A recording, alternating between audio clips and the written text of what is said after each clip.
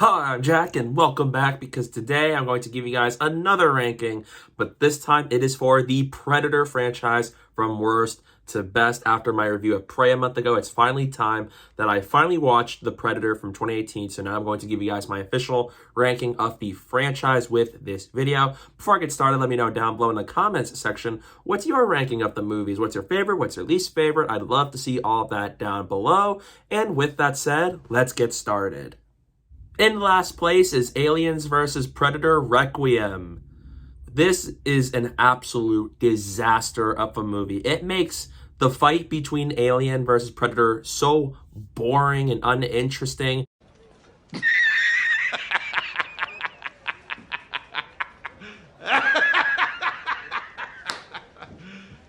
You serious? The lighting is so poor. It's dark. Even at day and nighttime, you can barely see what is going on, and it's just like even the action sequences aren't even that good because not only is the lighting so dark you can barely comprehend what's happening, but even the choreography wasn't even that memorable to begin with. And on top of that, the characters are just really dumb. They just make so many bad decisions and follows a lot of cliche teenage character tropes throughout, and they just have some very cheesy dialogue that's just really not good. And there are some nasty scenes in this movie, like a xenomorph goes into a hospital and impregnates a pregnant woman with eggs, and that was just so disgusting, and it was just not something I really wanted from a movie. It's not even just entertaining and violence. It's just gross and downright distasteful. No. Wait. And there's just so many dumb character decisions in this movie, especially in the third act, where the government decides to nuke the whole town despite all the innocent people that are living there. Why? This movie is just an absolute train wreck. I just could not name a single good thing about this movie. It ends with the sequel setup that doesn't even happen. It makes the fight between those two so boring. It's poorly lit, bad characters. It's so slow and dull and unengaging. This is one of the worst movies I have ever seen in my life. And out of every movie in the Predator franchise, I have absolutely no desire to revisit this one right here. So without a doubt, this movie is at the bottom of the list. In sixth place is The Predator. Shane Black has made some good movies. He's made Iron Man 3, a very underrated MCU movie. He's even made The Nice Guys and Kiss Kiss Bang Bang. No! Deep breath.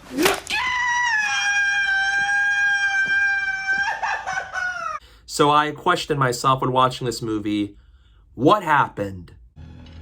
No!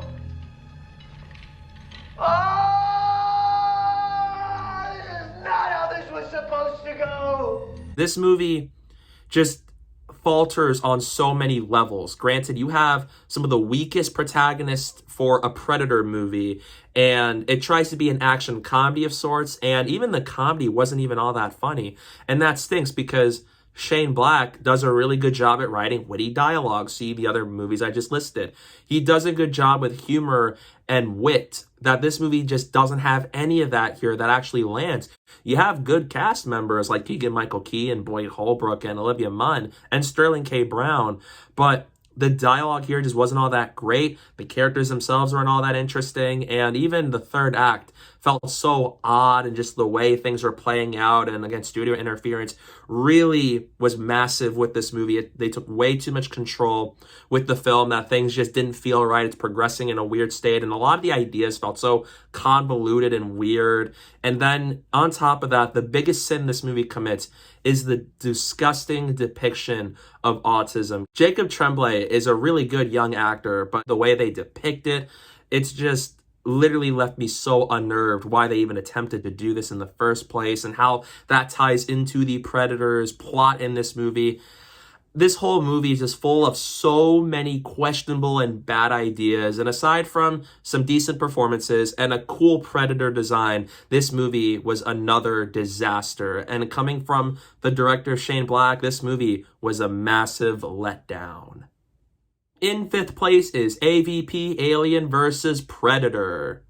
While it's nowhere near the levels of The Predator and Aliens vs. Predator Requiem, this movie's still not necessarily all that good.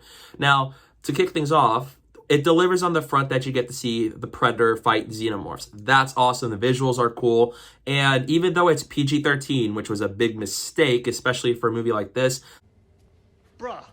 the violence didn't seem all that crazy. And even considering these Alien and Predator movies, it should have been R-rated. And I think that's what really held this movie back. If this was R-rated, I would have probably liked this movie a bit more. The characters themselves are just not that interesting or engaging, and they find this temple and they go inside and they're stuck, especially when aliens and Predator go loose inside of the temple. And it just gets very slow. The pacing's not all that great. It took 50 minutes into the movie for things to really pick up steam. And this is a movie where I don't despise watching it, but it's not really a movie that I would necessarily rewatch again. Although, compared to Requiem, this is a far better film. And at least we got to see good action sequences with the Xenomorphs and the Predator themselves. In fourth place is Predator 2. This movie is actually pretty underrated. While it's not as good as what you're going to see in the top 3, it's far better than what's in the bottom 3, and this movie actually has some redeeming, fun qualities thrown into the mix here.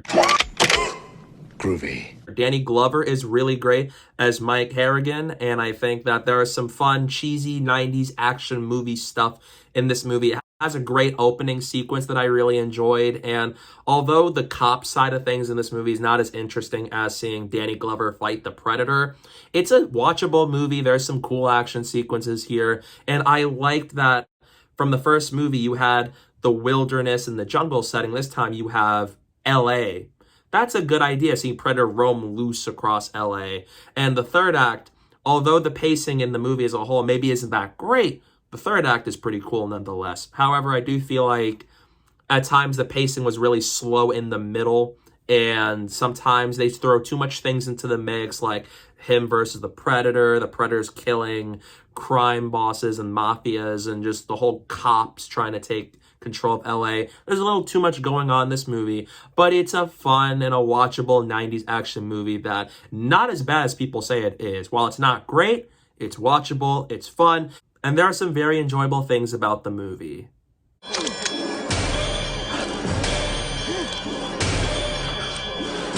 In third place is Predators.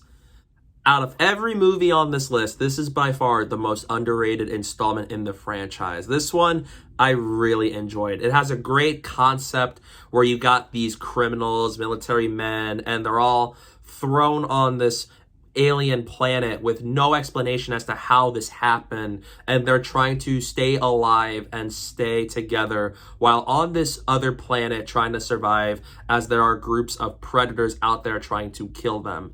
There is a great idea for this movie, and I think the cast did a really good job here. I really liked Alice Braga, Adrian Brody, and whatnot. They're all really great, and there's some good visual effects here, and so as some great action sequences in the film as a whole, with a lot of tension and suspense, because a lot of these characters are people that have done some pretty dark things, so you're left watching some criminals and whatnot try to survive in a world where they're not just the hunters, they're also the prey. And I also love that Predators also has a double meaning, because you got the predators themselves, but then the people themselves are also, you can also say predators too, because they've done bad things. So you have a double meaning there, and I think that's very interesting. Now, I do think the movie can be a little predictable. There's not as many twists and turns here that is very surprising, and some characters could have been fleshed out far better than what we actually got in this movie. This is a very underrated film with a great concept and a good cast, and this is just a really good addition to the Predator franchise that expands the Predator mythology. In second place is the new one on the block, Prey. This is easily the best of the Predator sequels. It's engaging, it's violent, it's crazy.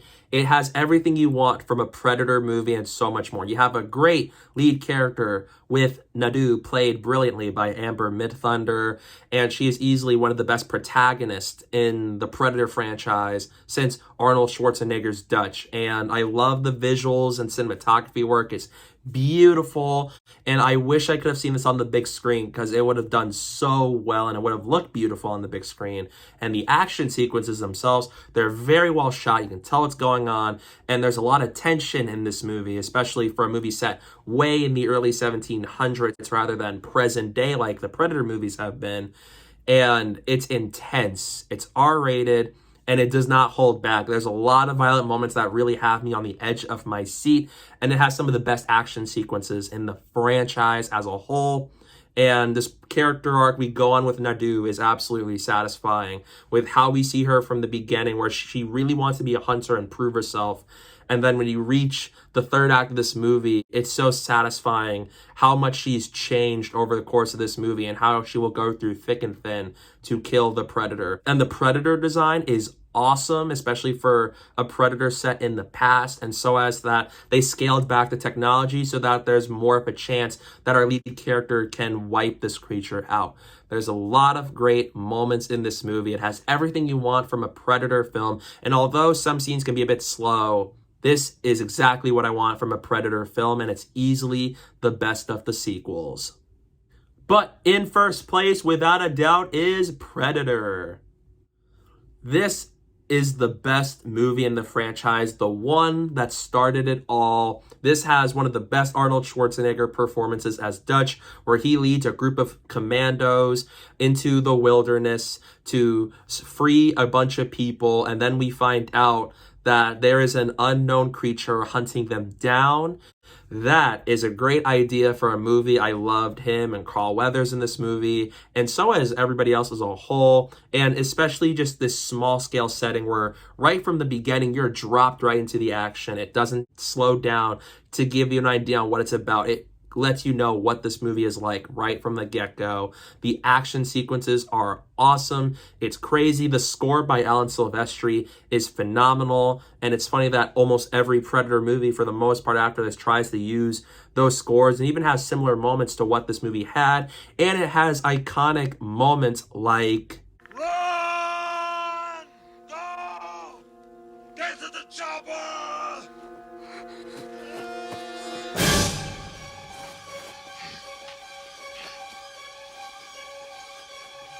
there's so much well-developed tension and suspense with great characters, and the action sequences are fantastic, and the visuals for a movie that came out then holds up pretty well to this day. This is how you make a Predator movie where you even have a message about masculinity and macho, where even with all the macho men in this world, you are still not the strongest alive, and you still gotta play it carefully, especially when you're in a situation like this. And the third act is so awesome and satisfying, just how they play things out in the end with these characters after a lot of characters get killed off one by one. This is how you make a Predator movie. It's the original, it's the best, it's the most rewatchable, and it's the most iconic, and therefore it comes in at number 1. That's my ranking of the Predator movies from worst to best. What's your ranking? Let me know down below in the comment section. I'd love to hear your thoughts on it. Stay tuned for some upcoming videos I have soon as I try to put out some videos over the next couple of months. So please stay tuned for all that. And don't forget to follow me on social media. My username is down below at the bottom of the screen and in the description below. So please go down while you're at it. And thank you guys so much for watching. And don't forget to hit that like button and the subscribe button and get to the chopper. I tried. Stay tuned for more.